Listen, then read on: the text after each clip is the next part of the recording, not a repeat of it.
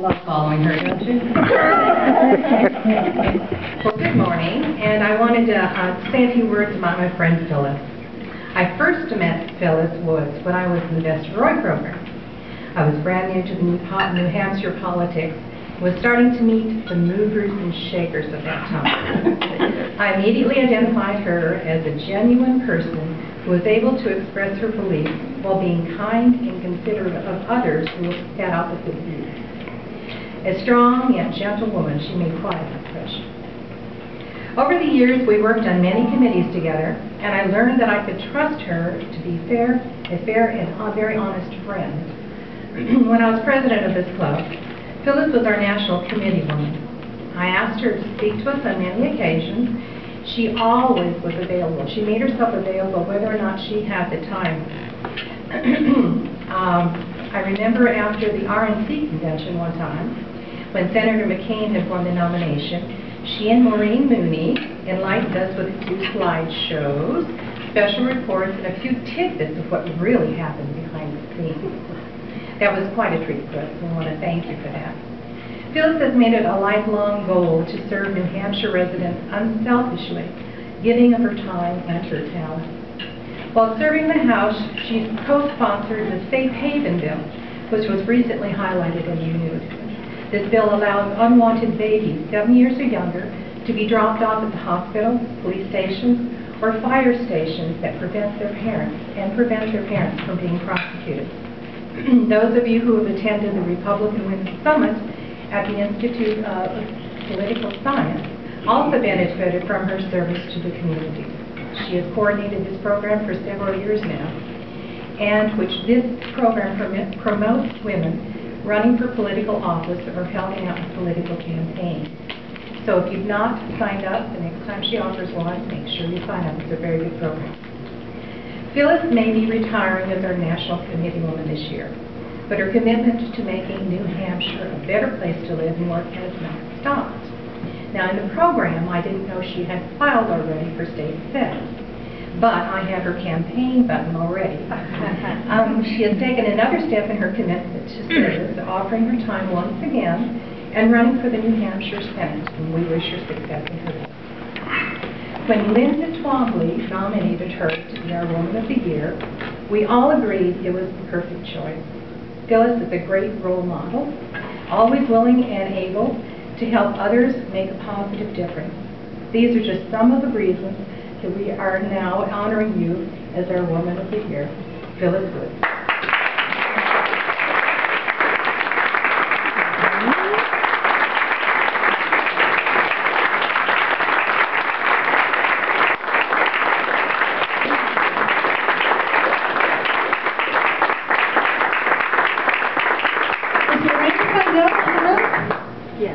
Where's she? Oh, there you are. We have 2 things for you. So Lorraine is the second vice president of this club. Pleasure. Give you the clock. Recognition. Everything's done. Now, it has nothing to do with your being late for meetings. Nothing It would be quite appropriate if it was. Congratulations. We're all catching up. We give her a applause.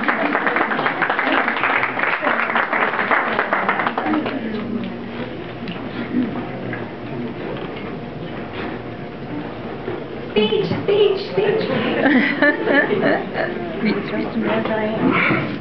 Wow. How perfect could this possibly be, huh? To be here among so many friends and supporters. I think perhaps the only thing that would make it just a slight bit more perfect would be if we had Marmar with us, and of course our dear friend Linda Twombly, and I hope that, and I know that you will join me in praying for their health and their continued service, because they are just incredible Republican women, as are many of you.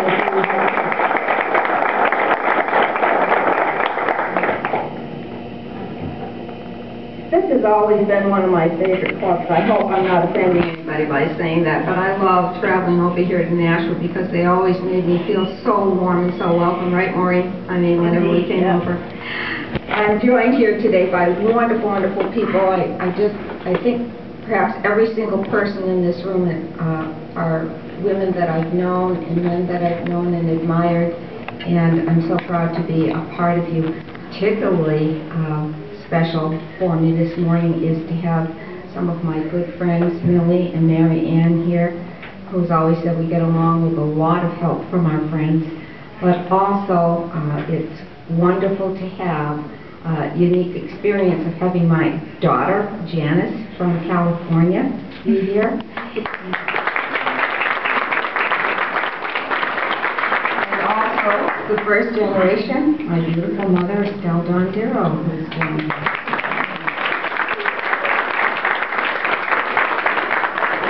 And I want to thank another friend who relates to me based on my community, and that is Cliff, who always tells me he's one of the White Cliffs of Dover.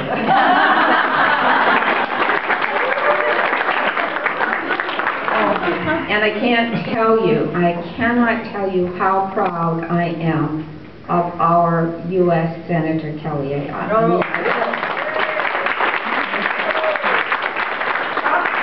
A role model, right? Talk about someone that you can admire and try to emulate in her service. Kelly and I first became acquainted when she was counsel for Craig Benson, and she was quite amazing and supportive of our efforts then. I think she was involved with the impeachment. You were there during the impeachment of Judge Brock? No, not then. I guess by then you were Attorney General. Right. Yeah. Actually predated mine, but yeah. Actually, yeah. But I will tell you that one thing that I also admire Kelly very much for is her conservative credentials, and that she supported a bill that I was very pleased to finally get through in my last term in the House, and that is the parental notification law, which she defended.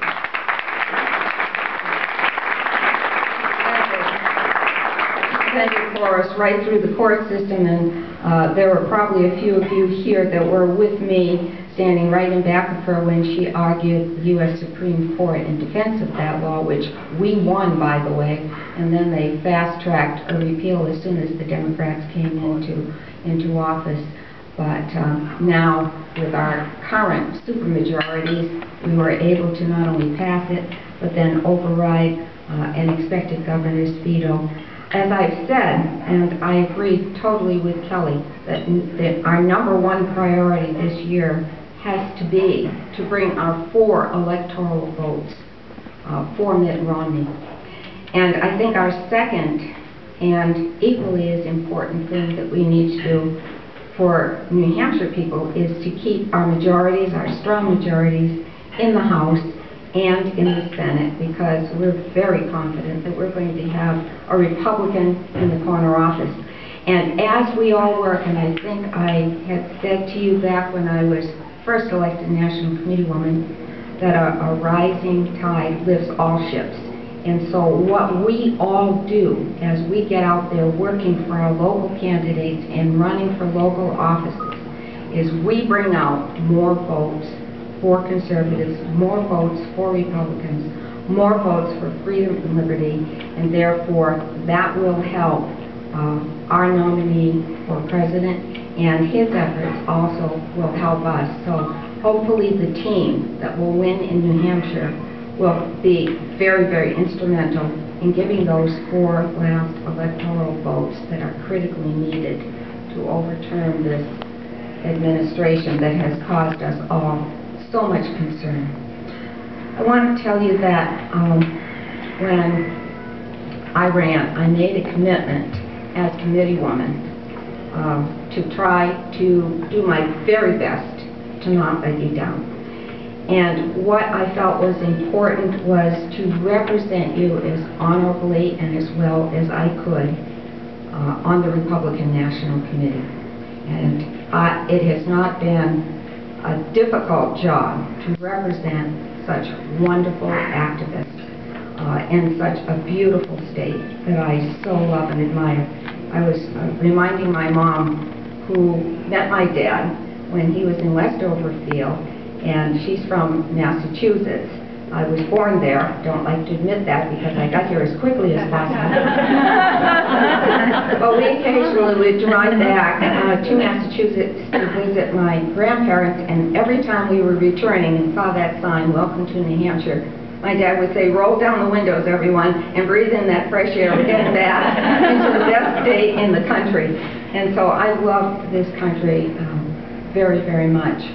And this state has been incredibly special, and it's been a real honor to represent all of you on the Republican National Committee.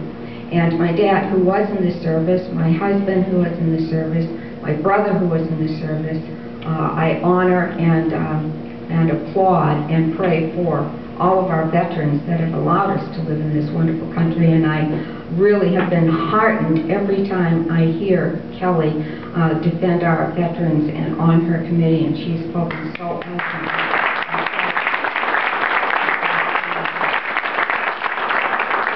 Another commitment, I want to tell you that I got to make so many wonderful friends and colleagues on the Republican National Committee, and I'm really, really going to miss visiting with them and seeing them.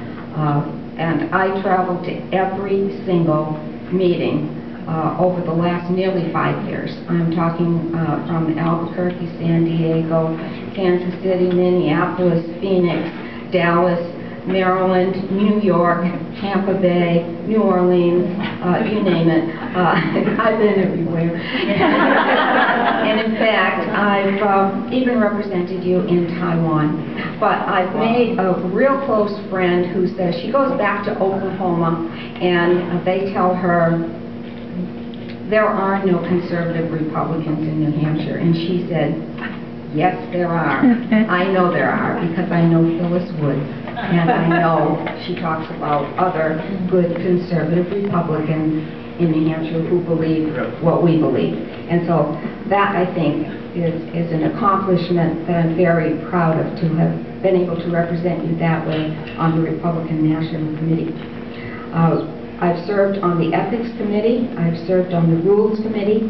Another commitment I made was to defend the New Hampshire primary, and I'm very, very pleased that at our last meeting in Phoenix, I was able to pass by the Rules Committee a special change in the Standing Committee on Rules that said that if we in fact are carved out with the 4 first states to have our primary, that if we are in fact compelled to move ahead because somebody else violates the law like Florida did, that we will not lose our delegates. And the Secretary of State thinks I'm his absolute hero, because if we can actually get this through the convention, this will mean for the very first time that not only do we have the first in the nation primary, but we will not be penalized for it. So it will be a true exception, a true carve-out. The other thing that I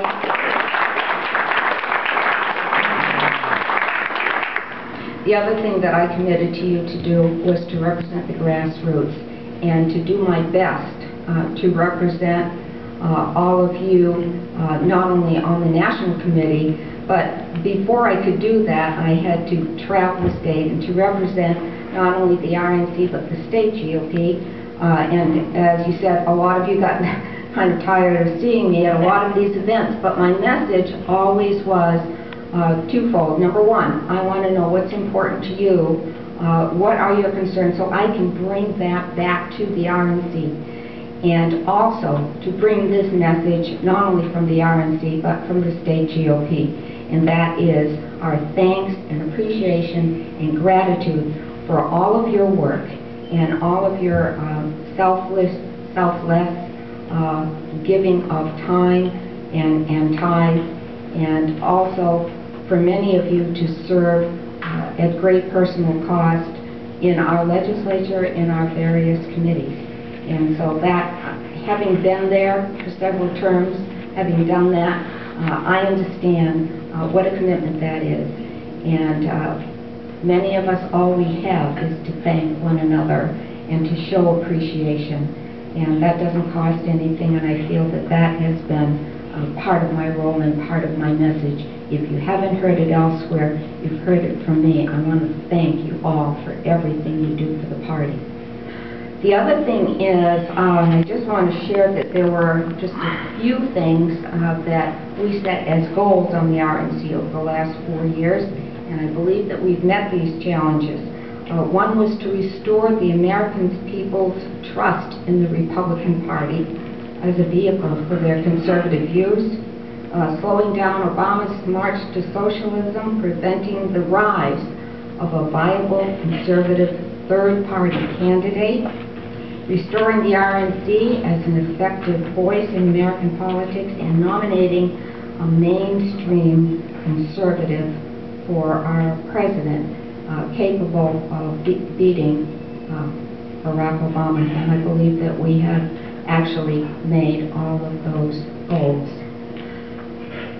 I really appreciate all the thanks of praise and gratitude from you for what service I've done. I consider that, I'm just a small person in a very large organization and in a very large effort. My friend years ago told me that her husband said, you should not ever let anyone add 1 inch to your stature or anyone detract 1 inch from your stature. And so, in trying to keep things in perspective, as I've gotten so much praise and support from many of you, I wanted to share that early on in my term, someone sent me this, because it's very important sometimes for me to remember that not everybody loves Phyllis Woods, and not everybody loves everyone, and there's no one that is loved all the time by everyone. You can be sure of that, especially if you get in politics. I'm sure Congressman Bass knows that, because that may be the truth even within your own party. We don't even necessarily have to look to our opposition. But I got this early on, and it was good that it came anonymously, because I could always keep in my mind that maybe in this group or the next group that I see, this person was there or someone that shared that view.